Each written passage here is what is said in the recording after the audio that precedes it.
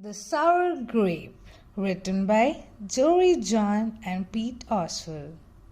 I'm a grape, a sour grape. Grrr. If somebody upsets me, I'll remember it. If somebody wrongs me, I won't forget it. If somebody insults me, I'll never ignore it. Nope. See that banana over there?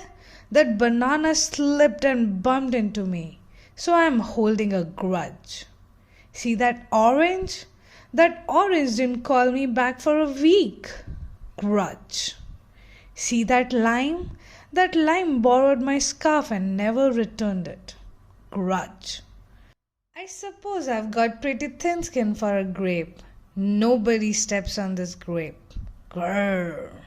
Granted, it wasn't always this way. I grew up in a close-knit bunch. There were about 3,000 of us in our little community. We were sweet to each other. You look nice today. So do you. No, you do. We all lived on a vine. Sure, it was a bit claustrophobic, especially when we were trying to get ready in the morning. Are you done in here? Come on. But my family was ripe with humor, goodwill, and warmth. We did our best with what we had. Are you gonna finish that? My grandparents visited us on the weekends. We would stroll in the sun and they would teach us what they knew. They said that it takes a bunch to raise a seed. They said that the good grapes roll their own way in life. They told us to be kind, forgiving, considerate, and grateful. Or grateful, my grandpa said with a wink. Above all, no matter what life throws at you, and there will be a lot, try to stay sweet, my grandma said. Indeed, we said in response. And for a while, I was the sweetest of the sweet. I said, please. I said, thank you. I brushed aside life's little annoyances. I knew how good I had it. Oops. Haha, no problem at all. But then one day, something changed in me. It was my birthday. I had rigorously and vigorously planned a big party for weeks. I had sent out invitations with the date prominently displayed. Get this. I had a Ferris wheel, a magician, and hayrides. I had snacks upon snacks upon snacks. The highlight of the party, though, was a fireworks display, which would happen at sundown. I stood out front and waited for the folks to arrive. I had a gigantic smile on my face. I waited. Everybody was a little late, it seemed. No big deal, no big whoop. So I waited. A tumbleweed rolled by. A coyote howled in the distance. The sun sank behind the hills, and I waited. Nobody showed up. And I mean, nobody. By the time the fireworks show started, with me as the sole spectator, I was scowling. I considered everybody I had invited, and only one thought came to my mind. Grudge, grudge, grudge, grudge, grudge, grudge. Grudge. And after that, my personality became something else entirely.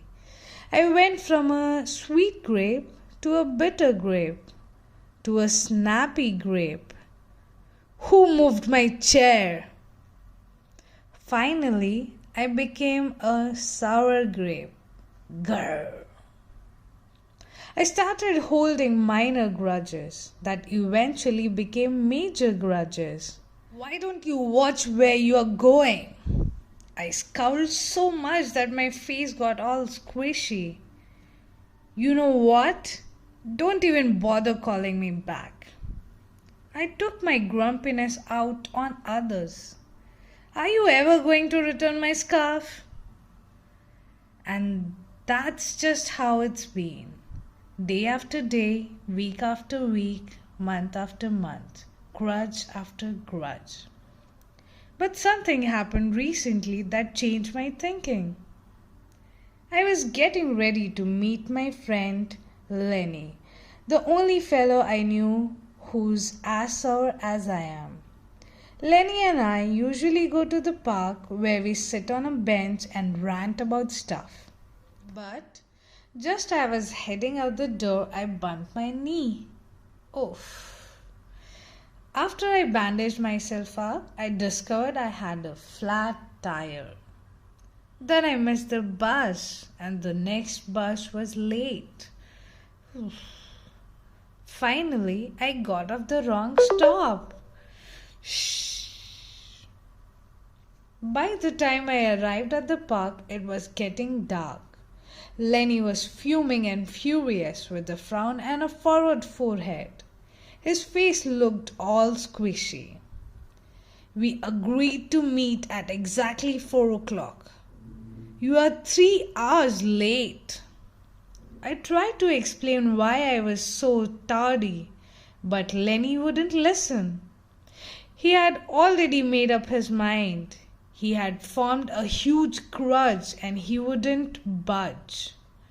I couldn't believe it. How unfair, I thought. How ridiculous, I thought. How similar to the way I would react.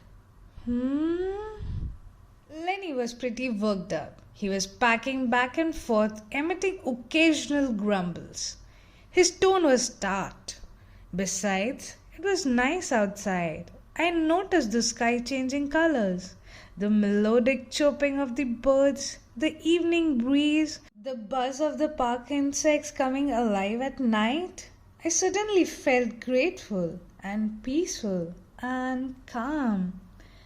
Had I been missing all the simple beauty because I was too busy complaining?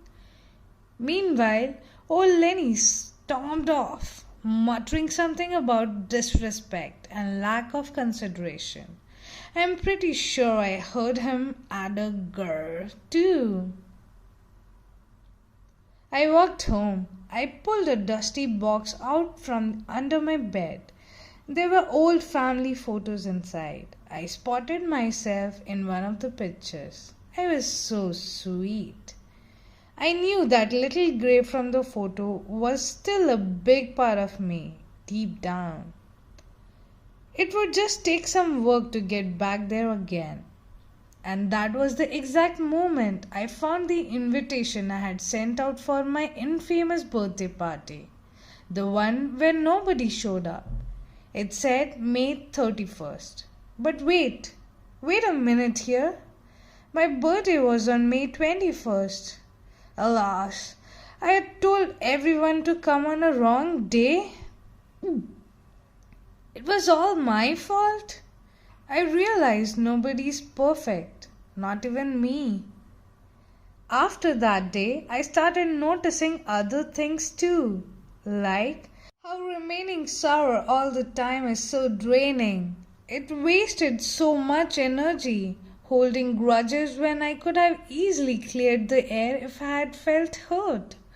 And yes, I still get upset from time to time, but that's okay. Because now I talk and I listen and I work things out instead of just walking away. My sourness is fading. I'm letting go all my grudges. And hey, it's working. Slip-ups happen. I'm just glad you're okay. Oh, thanks. That scarf looks sublime on you. Why don't you keep it? Really? You're the best. Orange, you glad we got to catch up? I'm so grateful that we did. Sure, sometimes I still let out a little grr when I'm frustrated. like this. Grrr. But when I move on, my face is a less squishy too.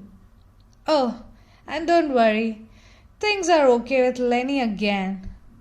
Gosh, sorry I'm late. You must be furious. No big deal, my friend. You know what? If you look at things in the right sort of way, and if you remember to be kind, considerate, forgiving, and grateful, life really can be pretty sweet. Yes, indeed. Please subscribe to my channel.